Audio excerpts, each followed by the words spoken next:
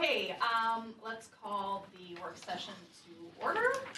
Item number 2 on the agenda is the Riverside Park erosion discussion. Okay, well, I'm going to kick it off with introducing the more important person in the room here, which is Roberta Cronquist here. She's a senior hydrologist with us, and was asked a while ago to take a look at this. I mean, in engineering, we all know water is a big part of what we do, but river hydraulics is a bit of a specialty, and actually how to solve something like this is certainly a specialty. So Roberta's been working on the presentation, a lot of the options, and we figured, you know, it's probably the best way to go is just to have her here with you directly, and she can answer a lot of the questions from more practical experience. And so I'm just going to turn it over to Roberta to run through the content, and I'll answer a few questions if they're so. Feel free to ask questions along the way if something comes up or you want more discussion on it. So we're going to talk about the Riverside Park bank erosion on the Minnesota River. So we met on site on August 19th to look at some erosion that they've had in the area. Does your thing look on the screen? Ooh, it doesn't. A little bit. Oh, water bottle. Okay, yeah, so some erosion through this area that occurred over the summer. And so we talked about some options while we were there, but we didn't really get into specific recommendations because there's a lot of unknowns that we had to quantify before we could come up with some design options. So the first thing that we did was looked at how much the Minnesota River channel is migrating historically. And so I reviewed some aerial photography all the way back to 1937, and there really hasn't been dramatic changes in the main river channel since then. So that shows us that this isn't a riverbed that's, you know, wildly meandering. Some of them change very, very rapidly. This one has been fairly stable. But then in looking at all those aerial photography resources, what I did notice was that in 2011, the railroad bridge was there, and that came out, I think, in 12 or 13. And since 2017 now, the flow direction has changed in the channel, potentially as a result of the removal of that bridge. Those bridge piers may have been reorienting some of the stream flows away from that bank or more in a straight line. And so now that those are gone, the natural pattern of the river is to make a smoother bend around that corner. The timing of the photos is critical as well. That photo on the left was taken in the spring of the year. Mm-hmm. That photo on the right was taken in the late fall of the year. Mm-hmm. When that water, that sandbar, that new material deposited, mm-hmm. that's been building since the 70s. Mm-hmm.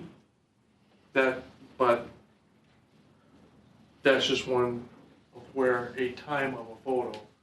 Right. Well, so when I used to run the park rec department here, I remember when the bridge was taken down, because I was here then, and I started seeing erosion of this embankment where we see it severely eroding now, but minimal erosion was starting right after that. So I think it's fairly safe to say that the bridge changed the direction of that water flow, and having it gone is what's doing this, because you could see the changes starting slowly, but immediately. Right, I think there's definitely a relationship. You know, rivers naturally migrate and meander, but that is a change that is fairly recent that would contribute. Because it sounded like in our field that the rate of erosion has been increasing, and that may be what's contributing to that. So just talking a little bit about that sandbar. So the natural way that a channel migrates is you get erosion in the outside of the bend and deposition in a sandbar forming on the inside of the bend. That is a very typical migration pattern.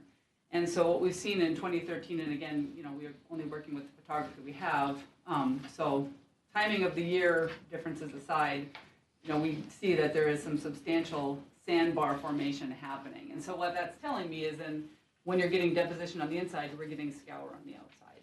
And so what happens, if this will let me... Getting what? Scour or erosion. Okay. The channel's deepening on the outside of the bend and shallowing on the inside of the bend. So what happens is the bank that we see above that normal water level the most of the erosion is occurring underneath, and it starts to cut back until that whole bank sloughs off. So you'll see those erosion failures happening kind of in big clumps, right? You'll see 3-4 feet fall off at once, and it's because slowly the channel's eroding the bank underneath where we can't see it. So I went and looked at some of the river gauge data to see how our flood this year compared with other events that we've had, and the peak flood elevations were pretty similar to what we've had in the last 10 years on the Minnesota River. But the thing that's unusual is this year our duration of flooding was substantially longer than is typical. Normally we're above flood stage in the 3-week-ish range, and we were there for, I think, just over or just shy of 3 months. So we stayed up at flood stage for a really long time compared to what we normally would see. So we went and set on a drone to fly the bank to try to get an actual quantified amount of how much that bank has moved. And so we had 2012 LiDAR data from the state, and we compared it with what we flew with our drone, and it's eroded about 15 to 20 feet from the top of bank, based on comparing those two sets of data. In 7 years, just so that I'm looking at that right. Right. Thank you. I can't tell you what part of it happened in what year, though. Right. So, but somewhere in there, that 15 or 20 feet eroded. And so the purple line is the new top of bank, and then the lighter line is the old top of bank. So you can kind of see where that erosion is happening. And you can see that we've lost most of the vegetation on that bank from when that kind of all sloughed in. So if we're assuming that it erodes maybe 5 to 10 feet per year, we're expecting functional loss of camping maybe in the next 10 years.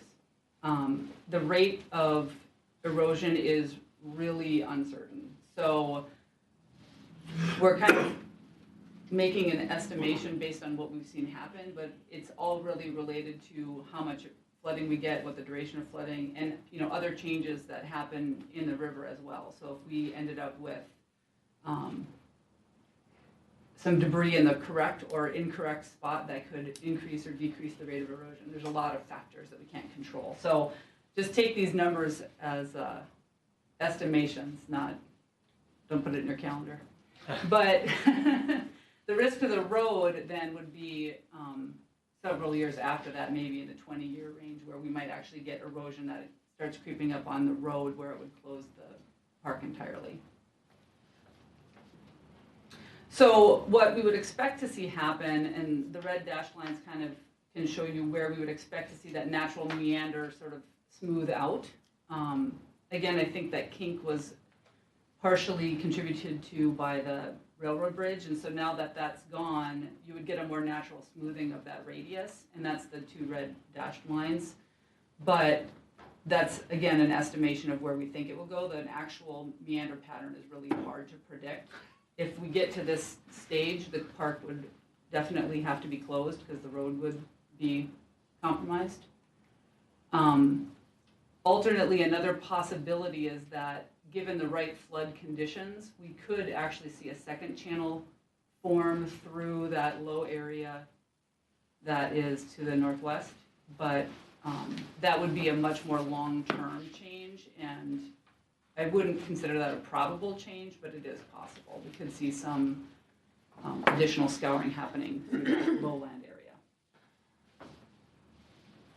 So in order to resolve this issue or repair the bank to maintain the park's stability, the park is always going to be subject to flooding. There's nothing that we're going to do to stop that based on its location. We can't prevent it from being subject to flooding. But we could stabilize the bank, and in order to do that, there's several permitting requirements we'd have to meet. So first of all, there's going to be wetland permitting with the DNR, with the Army Corps. Bowser would be involved in order to have impacts to wetlands in this area. Well, who's Bowser? The Board of Water and Soil Resources. Everybody's got to have an acronym. I know, right? Because there's been public use of this area, probably an archaeological survey would be required as part of any permitting that we were doing, depending on the type of work that we're proposing. And because this is in a FEMA mapped floodplain and floodway area, we have to meet some pretty restrictive no-rise criteria. So whatever we do can't change the water level in the river at all. So we can't elevate or put in fill or do anything to obstruct flow beyond what has historically been there. In addition to that, there's some new regulatory changes on the horizon from the Army Corps, and they're being phased in next year, and these are going to be something that we need to keep an eye on for this project specifically, because it's specifically related to stream impacts. If you have less than 300 linear feet of impact, there isn't a permitting requirement, but once you get over that threshold, then the Army Corps is going to want to review your project, and there's potential mitigation requirements associated with that. Those mitigation requirements are related to and calculated based on what it is you're proposing. So hard armoring is going to be something that requires a lot of mitigation, whereas the bioengineering techniques and some of the more natural methods for stabilizing the bank maybe would have less mitigation required, or potentially even no mitigation required. So it's up to the discretion of the Army Corps. Once you exceed that 3,000 linear feet up to about 1,000 linear feet. So and that's right where we are, is in that kind of discretionary zone. So that's where it's going to be important that whatever solution we come to, we work with the Army Corps to try to minimize any mitigation requirements associated with it, because this is a new process, and there's just not a lot of stream bank impact credits to purchase. So it's not like wetland banking where there's a lot of established banks to draw from. With stream bank mitigation, those credits haven't been developed yet, and so they're more sparse and therefore more costly. So the next option we looked at is, well, what if we just fill and revegetate the slope to put it back to what it was before it eroded? And the problem with that is going to be that toe erosion I mentioned earlier. So that shaded area in the graph there is where the majority of our erosion is occurring, below the normal water level, below the area we can see. And so just placing fill there won't have any vegetated material or anything to hold that in place, and it will just continue to erode away. So if we revegetate the slope, what you'll see is that slope just slough off and all that new vegetation be lost. So there's not really a benefit in just vegetation and fill only, unless we do something to mitigate for that erosion area. Option one, I think we're missing that slide Option here. one is the Option one no, is like do nothing option, which is what's the meander pattern, kind of Allow nature to take its course. continuing to migrate into the park. Yep.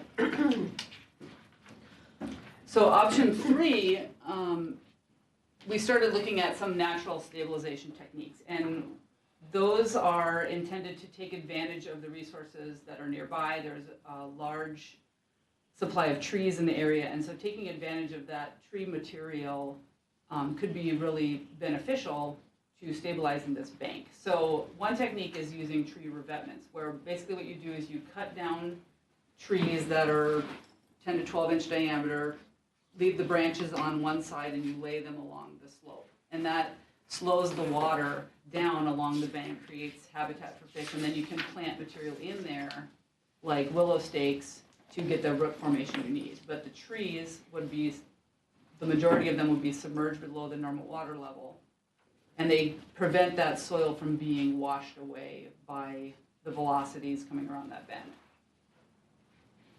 So here's from the top view of how that looks. So you would basically hug up and stake or anchor those trees to the bank. So it would require about 80 trees to be harvested from the park area. And then you would need some riprap located in specific locations to anchor that. But this is an option that could be investigated. And this is what it would look like. What you would see from the top is going to be just native material that we plant and vegetate. You may see some tree branches sticking up from the water's edge, but That won't get washed away so those with a flood event? not if they're installed correctly, and if you plant root forming vegetation along with it. Okay. Because they do extend all the way to the channel bed. Yeah, Roberta, you'd mentioned an example of the DNR, where they did that recently. Right. And Yeah, so I was talking to somebody at MnDOT the other day that they have a bank that's failing and Where, southeast side of Mankato, on the LeSueur River. And they used a similar technique to this or the next one, and that held up. The bank above it where the vegetation is, they're still having some failure issues, but where this woody material was placed has held up well.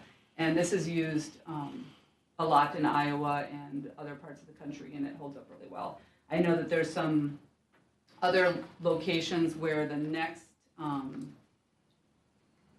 technique, this toe wood technique, has been used by the DNR as well. And in this particular technique, instead of harvesting the tree by cutting it, you actually harvest the tree by pushing it over and keeping the root ball intact. And then you trench or drive those tree trunks into the slope and leave the root ball exposed out at the river, or, the bank edge. So it works in a similar way in that it's slowing the velocities that are right adjacent to that soil. That's washing away the bank, so it stabilizes the bank. And it's just a different technique to use, again, the same woody resource that we have. And then these create great fish habitat as well, which can be a benefit to the park. With a boat launch for fishing. Yeah. down there. And then again, in all the situations, we want to incorporate planting the correct types of bank vegetation along with these techniques to stabilize the bank entirely. So here's a plan view of this same thing where basically the force of the water is helping to kind of push those root wads into the bank and hold them against the bank. So this would take about 100 trees with their root balls removed, and they have to be the right size and species of tree. So we would have to do some research to see if we can harvest them from this location. And one thing you mentioned when we were talking about this earlier that's interesting to consider here is most of the stabilization that she's looking to try and accomplish here is below the water. It's to avoid it sloughing out well below the water where the entire bank collapses because the toe is no longer there. It's gone and the whole thing sloughs down. So a lot of this is actually below water to stabilize that so your bank doesn't get undercut. Right. And so a lot of this ends up just being buried. Right, and the use of wood in these situations, it's really important that you have a river that has a constant high water level like the Minnesota River, because they have to stay wet. If they're wetting and drying, they'll rot, but if they stay wet, they won't. And so that's why they have a lot more longevity than I think people think, because they think of the wood's not going to stay there. But if it does stay submerged, it does stay there for a very long time. And again, part of this is planting that good willow plantings and things like that to get that root formation. what about cottonwoods? Cottonwoods, I don't think they have the right root formation. Every time I've seen them, they're always being removed in a stream restoration. Are you talking about planting cottonwoods Well, or there's- using them? There's cottonwoods Using down it. there, so. Oh, I'm sorry. Okay, I misunderstood. I would have to research whether or not cottonwoods could be used. I imagine that they can, but I would have to do some research on what kind of the A team of tree species and B team, right? Right? You could use what you have, but some of them are going to have better characteristics. And they have to be the right size too, that's the other thing. So sometimes cottonwoods just get way too big for this. So you want to have like a 10-inch diameter tree, right? And yours are probably much larger. 10 than that. feet diameter. Yeah, that's going to be way too big.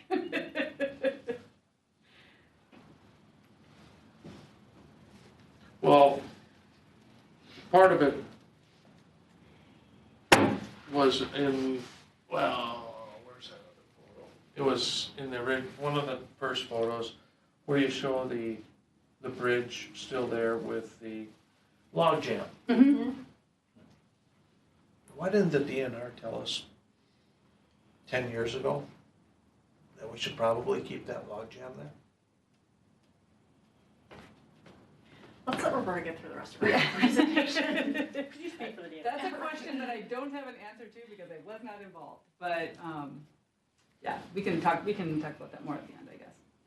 So the next option, option 5, is looking more at some structural bank stabilization. This is where we start talking less about wood and more about rock, right? So the first thing that we looked at was bendway weirs. Sometimes they're called stream barbs. And the idea is that you're basically building a spur of rock that goes out towards the middle of the channel and that redirects flows away from this eroding bank and back towards the middle of the channel to kind of train the stream more towards the middle. These have been used in a couple other places along the Minnesota River. Most of them, again, is submerged, and the biggest concern about them is that they can be a boating hazard because they're made of a lot of large diameter rock, and they're mostly submerged below the normal water level. So knowing that you have a boat launch right there, if they're marked properly, I mean, they are used frequently, but it just is a potential issue for boats, so something to keep in mind. But they are very effective, but they also take a lot of riprap and a lot of large diameter riprap because you're placing it parallel to the river flow. And so it takes a lot of material to construct these. And the Minnesota River in this location is something like 25 feet deep. So for just from the top of bank down to what I'm estimating from some historical data as the bottom of that slope. So that's a lot of material. So they look something like this, although again, you wouldn't see most of them. And they would be costly. So the next option is looking at just doing some toe rock with vegetation stabilization in the upper part of the bank.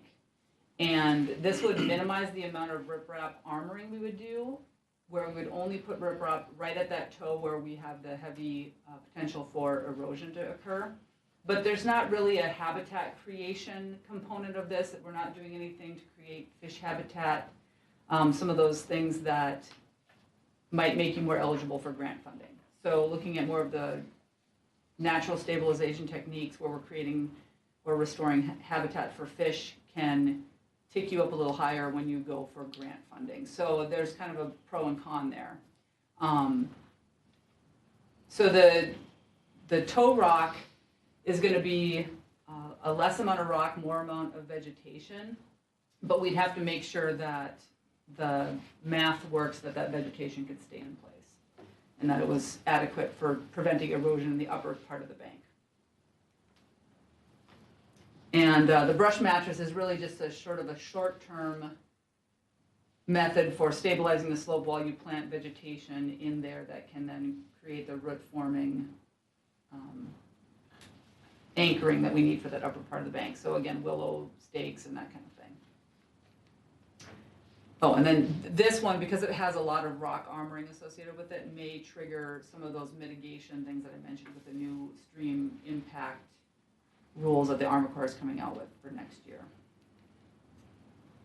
And so again, we'd have toe rock at the bottom and then vegetation at the top of the slope. And the shape of that could change based on whatever we need to do to meet our permitting requirements. And then the last one is what has historically been the go-to, which is to just armor it with riprap. From an engineering perspective, that would work, but it has a lot more challenges with it in that it is going to require a lot of riprap because of the size of the river. And it doesn't create any habitat, and it's really likely to trigger those high mitigation costs that are associated with the stream impacts. So it's an option, but although it has been the preferred option historically, the DNR and the Army Corps is trying to get away from just going to this directly, unless this is the only option that will solve the problem. So that's kind of the next step, is to figure out where within this sort of spectrum of ways we can solve the problem, where does this project land? And it ultimately can be a combination of more than one technique. It's not, it can only be A or B. It can be some of each of these, basically. So that whole bank, when you go, we'll just say left for this picture, Mhm. is all rip-wrapped all the way along the levee. How did that get there? Who paid for that? Well, I mean, how long has that's, that been I mean, there? that levee's been there for a long time. I don't know when, I don't know what maintenance activities have occurred associated with the riprap on the levee. I imagine the Corps built the levee, No, no, the city did? City built the levee? I can check with like Paul Schultz or like Skip Lowe or Jimmy Fletcher and find out how that rock got there. I don't know the history of that. And again, these rules for stream impacts have only been in draft form for 2019, and they're coming out, they're being phased in 2020. So they're new. So any rock that's out there now wouldn't have been subject to these requirements, right? So, It's been there for a while. So Yeah. we're saying that we can, I mean, you can sort of mishmash these together. Mhm. Is there a way to do, I mean, well, are we doing like the most above and beyond, or is there something a little bit less we can do that's gonna at least slow this down? I mean, we're talking, or stop it. right, so the goal is to find the least impacting solution, right? The one that, So like, So- I'm gonna say the ones that you were showing, if we can go back, the Mhm. barbs, is that the right steam term? barbs, stream barbs? Yeah. These guys? Yeah, Mhm. so I realize those are mostly at water level, right, is the top, they're not gonna be coming all the way from the park, right? They will come all the way up the bank where they're connected. I wish the laser worked on this. But so right here, they'll be at the top of the bank. They'll slope down, kind of along with the channel bank, and then they'll come out fairly flat below the water level. So does doing something even, I mean, less, smaller, have any impact, or I mean, is this just the proven velocity, it has to be this big? Right. So they have design parameters in order to prevent erosion between them. So if we were to shorten them, so they would have to be spaced closer together. Okay. In order to function. If you shortened them without adjusting their spacing, you would get erosion in between. And so you would just sort of be moving the problem or creating maybe a larger problem in between them. So we want to avoid coming up with a solution that half solves the problem Mhm. because it just is not a long-term solution. So if we're gonna solve this problem, we should solve it with the intent of it being a long-term solution. Sure, so I have one more question then about riprap. You're saying that it's being scoured out from underneath. Mhm. If you put riprap just down where that big scour is, does that keep the top from sloughing then? Will it stabilize itself? So that's what you're talking about is maybe this toe rock scenario? I think she's talking about the actual riprap. I think I can answer that. The riprap is gonna need to be well below the water level. Yeah, So- but- yeah. So that, But we have the scour point. Can you go back to one Yeah. of the scour pictures Like this one, does this work Nope. or do you wanna? much the farther? riprap picture? And keep going. Where do we have that side view one? Getting there. Keep going. getting there. There? It's the graphic. Yeah. Oh, the one with the, yes, that one. Yeah. There, thank you. So if we're saying that most of it, so we're depositing over here, but the biggest scour happens at that bottom left corner, which is why the top of the bank sloughs off. Is there a way then to put riprap just down in that scour piece, so where it's getting Oh, hit there, Just at the bottom. takes the brunt of that velocity as it turns the corner, and then this top part is already sitting on that, so it's not gonna get eroded in the same way? You can't really tuck it under all that effectively. But what you're describing sounds a lot like the toe rock scenario, where we keep the top of the bank vegetated and we only place rock from the normal water level down. So right now, our normal water level is this blue line.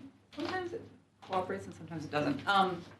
So the normal water level is that horizontal blue line approximately. And so in a toe rock scenario, you would only be armoring below that, so, or maybe, a foot or two above it, so you wouldn't see rock all the way up to the park area. That space in between would be just vegetated with appropriate vegetation, because the rock would be then anchoring that toe and preventing it from undercutting and sloughing the bank. So the question about whether or not that is adequate is what we need to answer.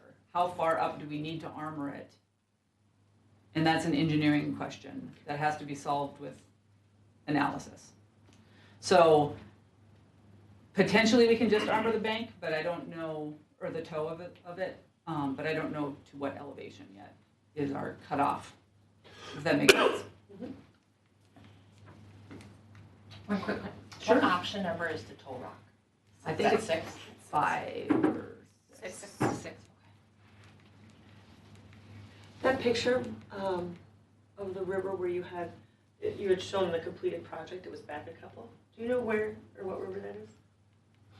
She doesn't, because I found that.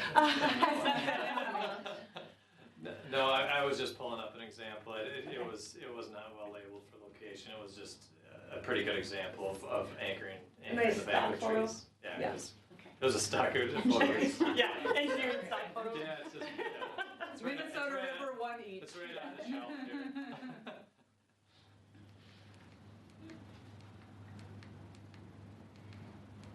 Okay, so 6. So the toe rock, again, is below the normal water level, and then the bank full would just be vegetation up to the top of the bank. So that shows a big hill coming down to it, and ours is flat, so you have stakes in there? I'm You would assuming- want, so you would probably have to lay that back in order for it to be stable. Just vegetating the bank alone, we can't keep it super steep. We'd have to lay it back to probably a 3 to 1. Yeah, So we Yeah, have that's to what play I'm around asking, with how because that. ours is more like this and Yeah. then flat, if You you end drop up it losing here. part just to grade it out, I Yeah. guess is what she's getting at. Right, So and then we why can, grade it out is what I'm saying, and not just drop the riprap in there, and then, because you're grading it and adding stakes to what right now, we already have a flat spot, and we have scour to drop here. So this will weight down onto that, it's already there, rather than sloughing off and floating down river. So I guess my question is, what is the purpose, besides costing more money, to then now slope the bank down as well? well, so part of it has to do with the soil stability, because the flatter that we can make that, the more stable it will be under flood conditions. And so if we're not willing to take the riprap all the way up to the top of the bank where it's flat, then we're gonna have a very steep piece of bank with no vegetation on it. And we can't vegetate it that steeply and have it stay there until root formation. So that's the thing, is we have to be able to keep the material and the vegetation and the plantings there until root formation. So from what I remember is that there wasn't a lot of vegetation. It was a pretty good cliff this whole time. That there wasn't a lot of vegetation there anyways. So are we putting back something that wasn't, I mean, if it wasn't Well, there before? Right, but because there's not the material and the vegetation there is what's contributing to the migration of the channel, right? So if we put back what was there before, we're gonna get right back to what's there now, right? So if we're trying to prevent continued erosion, we have to do something different than what was there before, right? We can potentially, in these situations where we're putting back some, or using riprap, we can potentially move that toe out into the channel back to where it was more historically. The toe wood scenarios and the tree revetments have to go where the bank is now. The riprap solutions can go where the bank used to be. And we can use that regrading of material to try to balance that and try to reclaim some area potentially. So don't think we have to go just from the top of the bank that's there now back. We may be able to kind of split the difference on it a little bit with some of these rock solutions. Okay.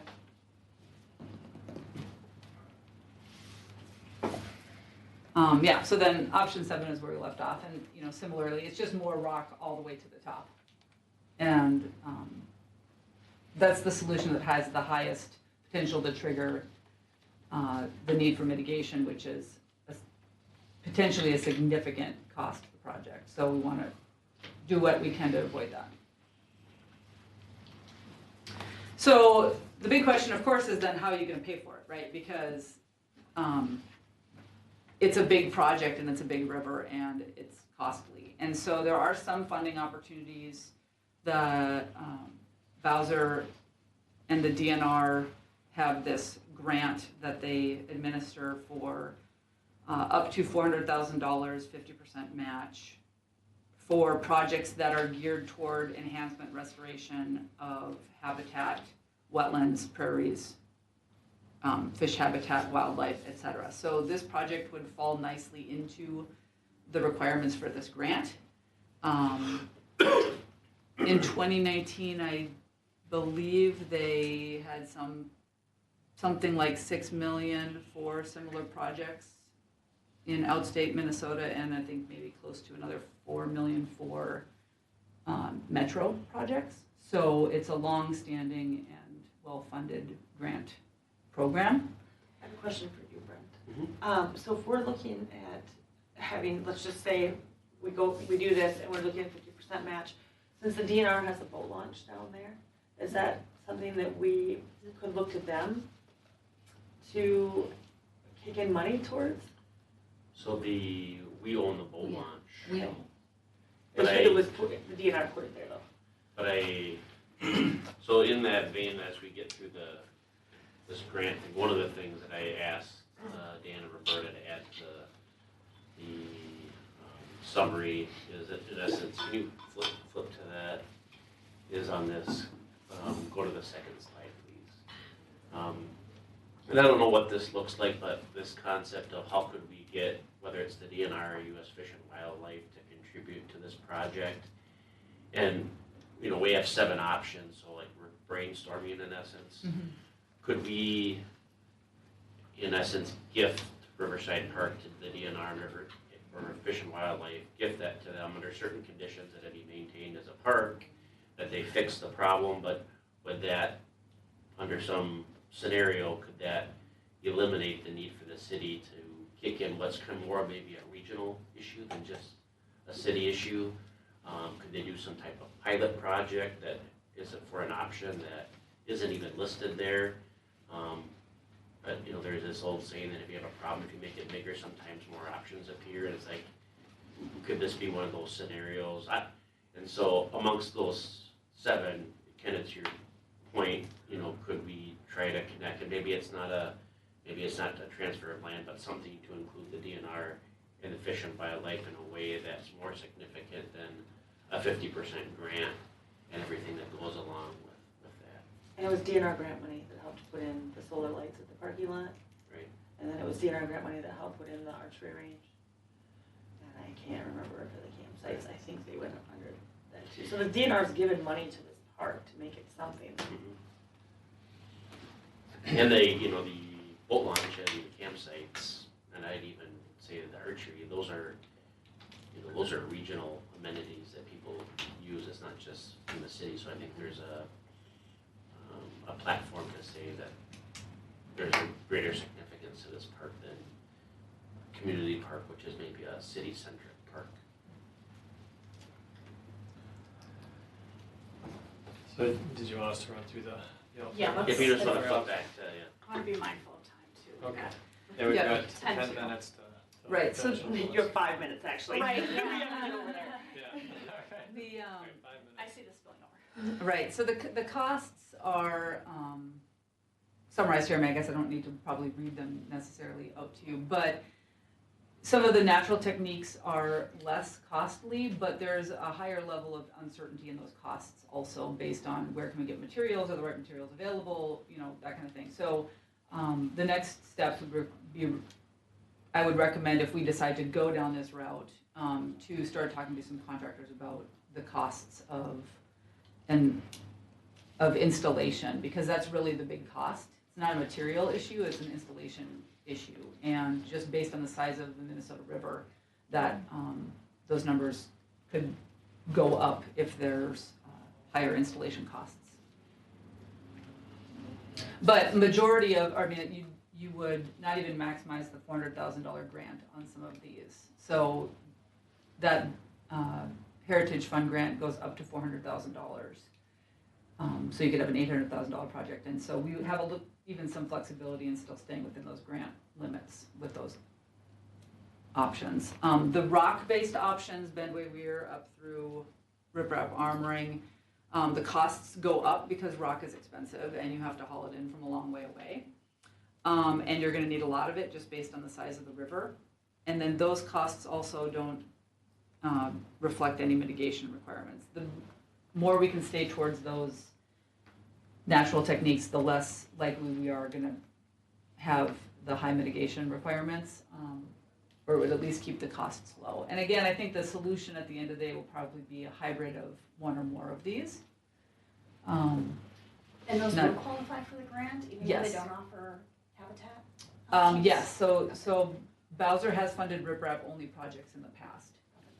But is it after you pay the credits? So I don't believe that the grant money could be used to buy the credits for mitigation, but that's still kind of an evolving gray area, so. It's brand new, so we really Okay. couldn't even give you a good number on what the credits might cost, because they could say, all right, well, we're exempting certain things Okay. on Right. this, so we stayed away from them. Yeah, the mitigation requirements for stream impacts are not new in the United States, they're just new in Minnesota. Yeah. So they have been in place in other places, and I think the national average is like $250 to $500 a credit. But again, even defining how many credits would we need is really difficult at this stage, so. I would argue that the creation of all the riprap in there creates a fish habitat Sure, more so than most people realize. they can, cool. Yeah, and I think that the use of bendway weirs can create some pool areas that fish can use for spawning or refuge or that kind of thing. So again, I would encourage probably a hybrid of some different techniques in here. I mean, even doing riprap armoring with some of that tow wood sporadically instead of along the entire bank would create the fish habitat enhancements that might make you more rank higher in like a grant application scenario. So with that, Mayor and Council, if we could add this as a new business item for tonight's agenda and then continue the discussion. Because I think we'll want to get some direction or develop some type of modest work plan on what you would like to see going forward. And then I just have a few items if I could update the council on. So Dan is going to be meeting with the county highway and the WMO, so the water management folks, on Thursday to talk about the community park stormwater pond and options for going down 11, and so that's why that's not on the work session agenda for tonight. So you'll have some type of update at the next work session.